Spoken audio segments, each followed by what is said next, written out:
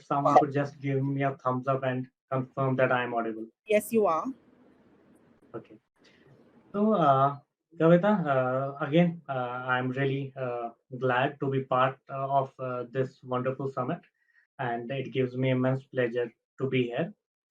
And given the theme of the event, I just want to start from the very basics, and I want to start from my journey, how we ended up here, and how we did what we did.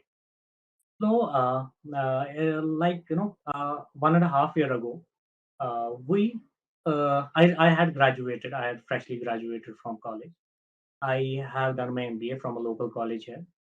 So once we graduated, I along with my co-founder. So we were just, it just was like we were strolling down the world famous Dal Lake one day, and people who are from India must know that Srinagar, the capital of Kashmir, is known for its beautiful lake, that's Dal Lake. So we were just strolling around there, and what we realized is that the traffic around the Dal Lake was such a mess, like it was really bad, it was really bad. And the Kashmir Valley particularly, we are a region that is hugely dependent on tourism. So last year we had record inflow of tourists that was around 1.6 crores. So if you look at it in million, that's 16 million tourists visited this place, and most of them do visit Dal Lake. And that is why it just had created such a mess around Dal Lake that it just struck us that we have to do something about it. So there is another peculiar feature to our valley. Uh, that is that it's completely surrounded by mountains. So any kind of pollutant or any kind of particulate matter, if it is emitted or it's you know radiated in this place, it remains stuck to this bowl only, and it doesn't move away. So we had some astonishing data coming in from NASA as well as from other research facilities that this place, although it's known for its pristine environment, but the environment is degrading real fast. So we thought that it's time to do something about it. And one of the major reasons for this increasing level of pollution, it is the carbon emissions that happen from internal combustion engines that the vehicles we use. So we thought let's have some sort of an intervention which where we can actually help people travel not just in an environmental friendly way, because to be honest, and I think we should acknowledge this thing that being someone from a sort of a so-called third world country, environmentally sustainable things are at the very bottom of the priority list of the local population. So for any intervention to actually work, it does not only have to be environmentally sustainable, but it also has to give another benefits to the end user. So just because it is environmentally sustainable, no one is going to pay a higher price, or for that matter, no one is going to sacrifice his or her comfort for the same. So we thought that we have to introduce something which is eco-friendly, which reduces the time that usually uh, people use while commuting from point A to point B. That has to happen. Third is it has to be at the same time affordable, and as well as it has to be convenient for the end user. So then after a lot of research here and there, we eventually stumbled upon e-bikes, a model which has been used in Europe for a long time. So we start up on these e-bikes. So basically, what an e-bike is, a normal bicycle fitted with a battery pack, a lithium-ion battery pack, and you can use it as a normal bicycle or you can use it on throttle. So necessarily meaning that you can increase its speed without increasing the effort you have to put, and at the same time, you can reach the higher speeds. So these were some of the key things that we looked in our e-bike, and then eventually we started with this initiative of ours, and it has been near about 8 months now. We have been operational in Srinagar City, and the initiative has already started to uh, give good results. To be honest, it has been giving consistently good results, not just in terms of number of rides and everything, but also in terms of how much carbon emission, carbon footprint we have been able to stop, which was the prime motive of starting the venture.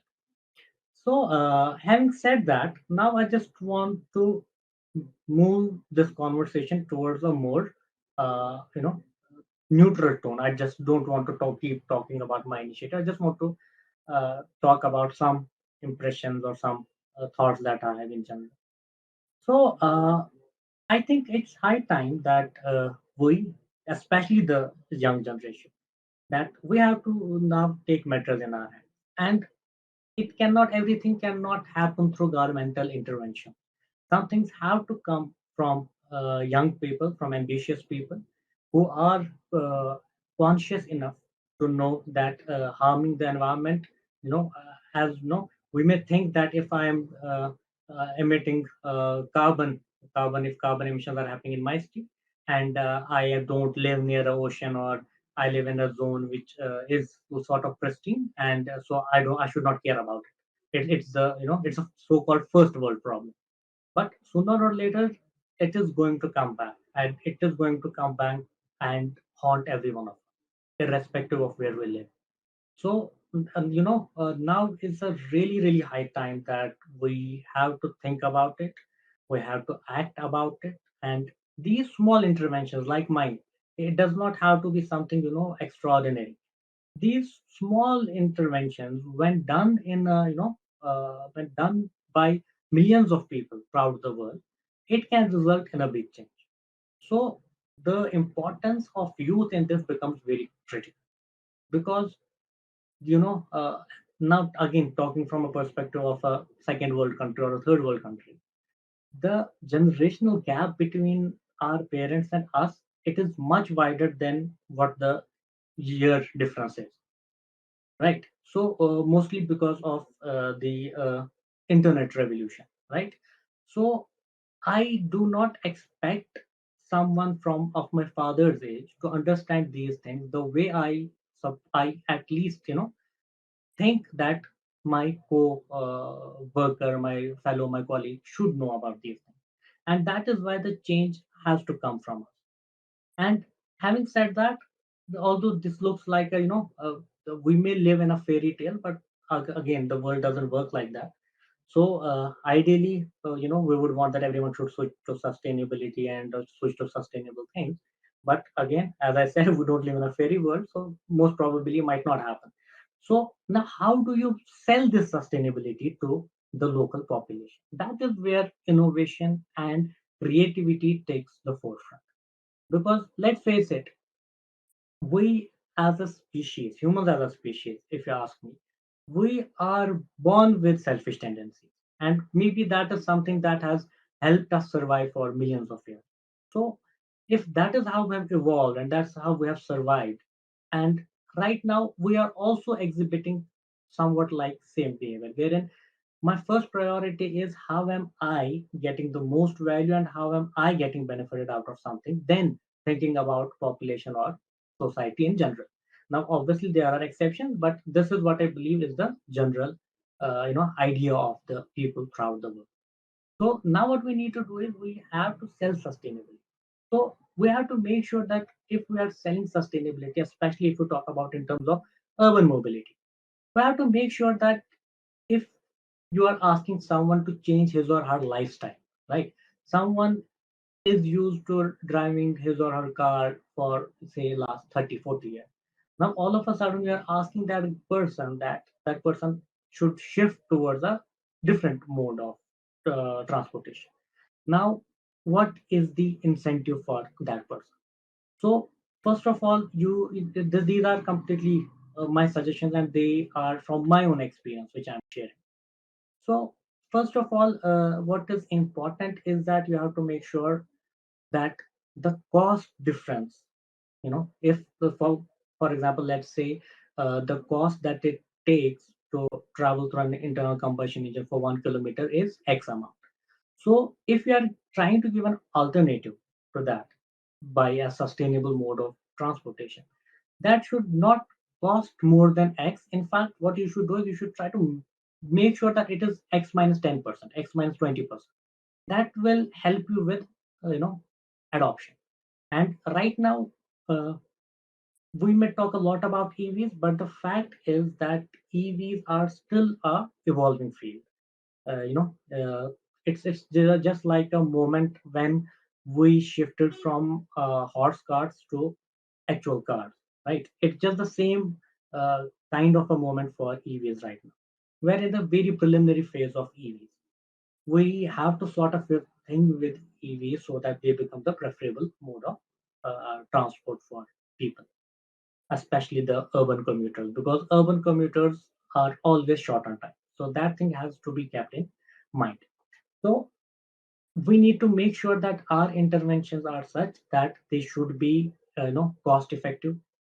They should not cost you more than what the person is uh, paying for his existing mode of transportation, even if that is causing harm to the environment. We have to make sure the costs are less, affordability is there. Then also we have to make sure that, as I said, urban commuters don't have much time, right? So they are just, juggling from one place to another, and they want to be there real quick. So you have to make sure that the that solutions that you come up with, they have to be such that they should increase the efficiency of that person. They should increase, his speed in reaching from place X to place Y. And these are few things that need to be kept in mind. Other than that, if you ask me, one of the more important factors that may be highly relevant, especially in urban spheres and urban settings, is that your customer should wear your product as a badge of honor. So you have to have him feel that proud moment. You have to constantly remind the commuter, the person, that if you have neglected an internal combustion engine vehicle and you have used an EV, so this is how much environmental friendly you have been. This is how much carbon emissions you have reduced, right? So, for example, we at Curve Electric, we constantly monitor, our performance in terms of how much carbon emission did we stop. And because now again, there is another interesting point. Now, if you throw a random number in the air, a layman, a normal person may not be able to make sense out of like how much is it. So what we did is we converted the amount of carbon emissions reduced to the number of trees we would have needed for 1 year to soak all the carbon that would have been emitted. So that helped the customer to gain some sort of perspective. Like if I am, maybe uh, I have used your e-bike for last 10 days for going to office, and I have not used my internal combustion engine. So how much impact have I created, right? So if I tell him that you have stopped, say, 40 kgs of carbon emission, so that person is not able to put it in perspective, like is it too much, is it too less, like how much is it. So then when you tell him that 40 kgs of carbon emissions is same as it would have taken two full grown trees a whole year to soak 40 kgs of carbon. So then that person, starts to put it in right context and say, no, okay, there is some sort of change that's happening from mine. So that also becomes very important, that your end customer should definitely, wear it as a badge of honor, and he should be made understand that this is the amount of carbon emission, this is the amount of change you have been able to do, as a sort of an added advantage, as a sort of an side effect, if I may call it, as a side effect of what he has done. But now it comes back to the same point. Just because you will sell someone this idea that you have saved this much carbon emission, that alone is not enough. But it has to be always on top of what you are providing. So that is just an added benefit. It's just an that added sort of an reinforcement tool that your customer feels that yes, It is an added, it just pushes you above the cliff. It just pushes you down the cliff, and you say, yes, now I want to do this. Yes, I am doing some impact. So it was a little bit about the framework, which I believe any young person should follow for changing the urban mobility landscape. So moving on, the other part that I wanted to talk about is uh, basically when we talk about urban mobility or urban commute. Uh, like we are currently, and this is same for same data shows the same thing for all the major cities in the world, that the urban population or the urban community, we are reaching a breaking point when it comes to vehicles on road. Because once you have a city, like let me talk about my city, Srinagar. So Srinagar is the capital of Kashmir, Jammu and Kashmir. And this tea was founded in 200 BC, 200 to 300 roughly, 200 to 300 BC. And that would be roughly how much? 2600 years from now. So this tea has been around for so long. And the architecture, the heritage, and the steep planning, it dates back hundreds of years.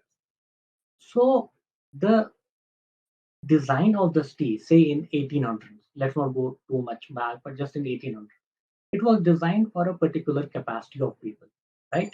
And now that capacity has been, crossed like 20, 30 times, right? If it was planned, the city was planned for, say, 10 people, now we're already, there is at least 200, 300 people living in the same region. So now it's not actually, a feasible solution or even sometimes a possible solution to go for constant road widening and constant changing the layout of the city. But with the increasing, income and increasing standards of living, the number of vehicles is increasing tremendously. And this is the same story world over, right?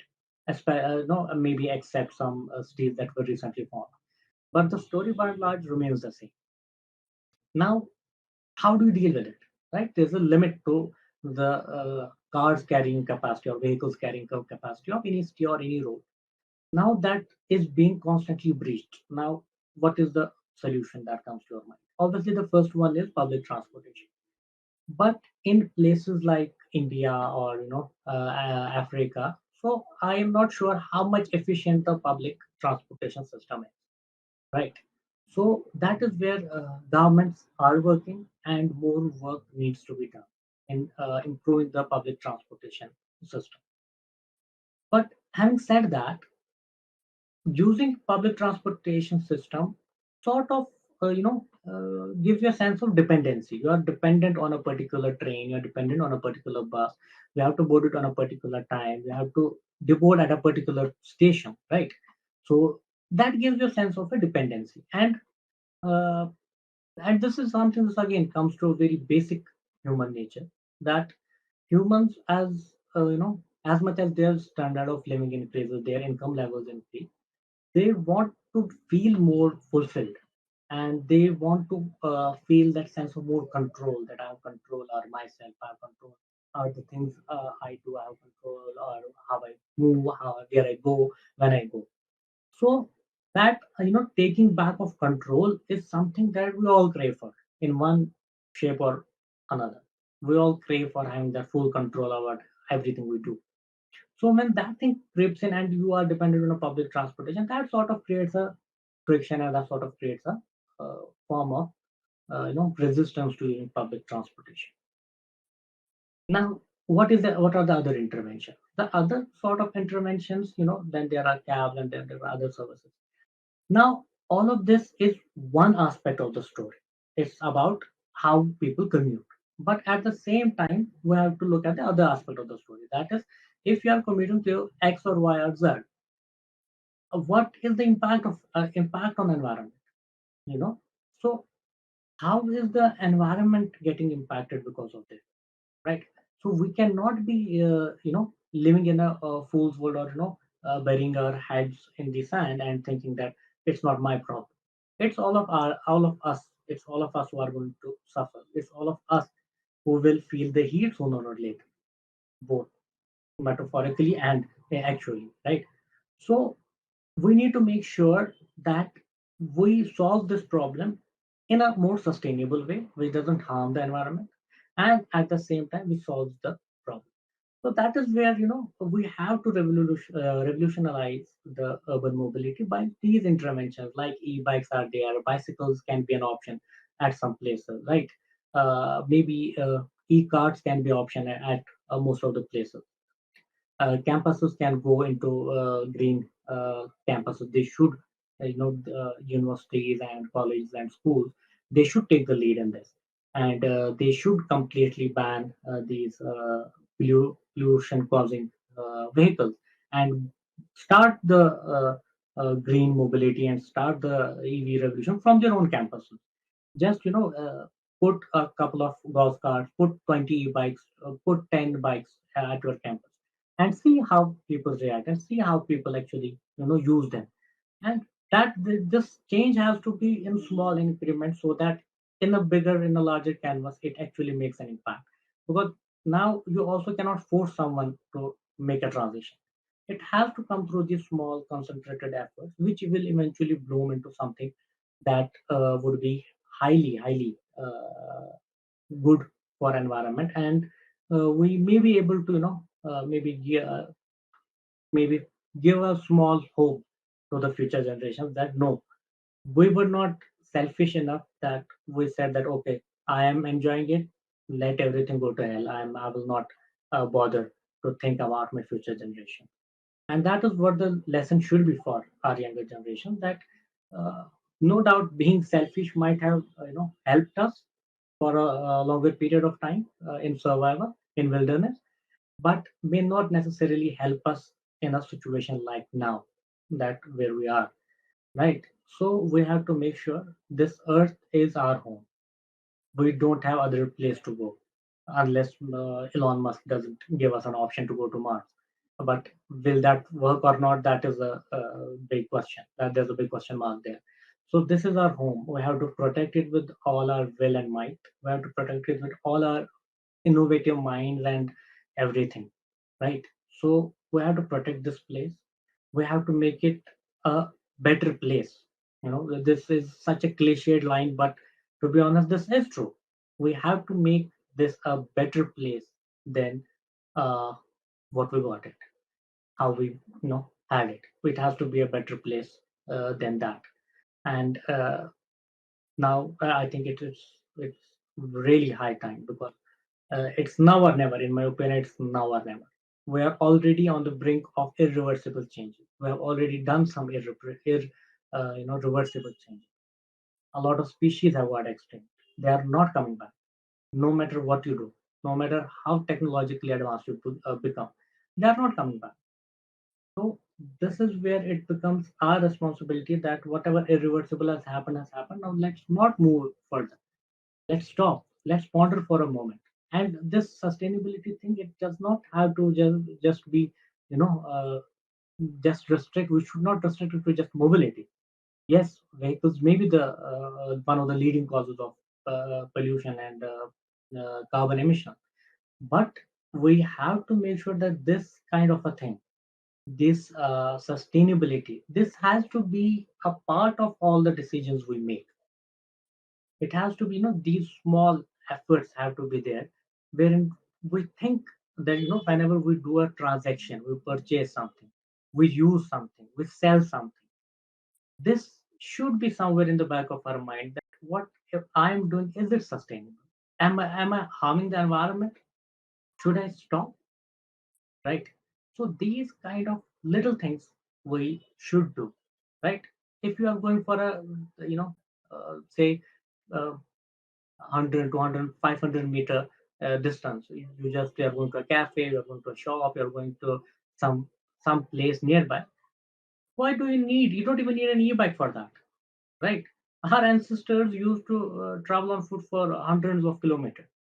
But no, obviously we cannot do that right now. But At least 500 meters. That is a small thing we can do. We don't need anything for that. Let's just walk and you know take fresh breath and just just don't use any vehicle for that. There's no need for vehicle. Uh, there's no need of vehicle for that. I'm going to buy groceries. Go carry your own bag. These are pretty basic and small things, right? We should not expect that the government should first ban X, Y, Z and then enforce something. These are small steps which should come from people like us. We should come, and again, the importance here is of the youth. The youth have to play a very very critical role in this. This has to come from youth. This has to come from young people. Young people cannot just say that let's see what our elders do. It has to come from us. We have to take this initiative. We have to enforce it. We have the power to enforce it, right? So uh, as someone I really admire said that give me a 100 men of vigor and I will bring a revolution. Give me I said something like that. Give me 100 young men of vigor and I will vigor and courage and I will bring a revolution. That's all it takes, right? So it has to come in terms of also the young people. They should form sort of collectives, come together, work as a group. Nothing doesn't necessarily have to be a formal setting, a full-fledged organizational structure. It can be just a group of 4 friends, 5 friends deciding that, say, on this weekend let's you know go and clean a particular lake. Let's go and uh, educate people about XYZ, that XYZ things that are harming our environment. These kind of small interventions, small changes at a very minute level, although in isolation you may say that it may not change anything, but when you just zoom out and look at that, just say 100,000 people have been doing the same thing, it does create a change and it creates a big change. Like art is a very small initiative, right? So far in just last say I think seven odd months, we have been able to curb at least 62.5 metric tons of carbon emission, right? So our e-bikes have been used for around 2.5 lakh kilometers, right? 250,000 kilometers they have been used for more than 15, 17,000 rides. They will have at least 10,000 registered people who have used our e-bikes. So again, coming back to the point that I earlier made about sort of quantifying the impact in terms that a layman is able to understand. So 62.5 metric tons of carbon emission, that is roughly equal to say planting 4,200 trees. So that what it means is it would have taken 4,200 full grown trees to soak the carbon that would have been emitted had people used other mode of transport than an e-bike. So now if you look at it this context, that a small initiative at a very small place is able to have sort of I would say a moderate kind of an impact. Like 4,200 trees, first of all, where do you get so much space in a city where you can plant 4,200 trees? And then how much time would it have taken them to become fully grown, right? And then it would have soaked so much carbon. So it becomes very important to sort of take the first step, and then these small kinds of change, if they are replicated throughout different cities and different places of the world, they do create I think a viable and a very a very impactful change, to say the least. Okay, so again, thank you so much, guys, for listening to my story and being here. It means a lot to me that I was able to share a little bit about my insights into how we can sort of uh, revolutionize, as the theme says, revolutionize the urban mobility. And I hope that I was able to convey some uh, critical points about sustainability to the audience. And thank you so much, mm, Connecting Dreams Foundation, for inviting me here. Really appreciate it and really enjoyed the session, to be honest. So thank you so much.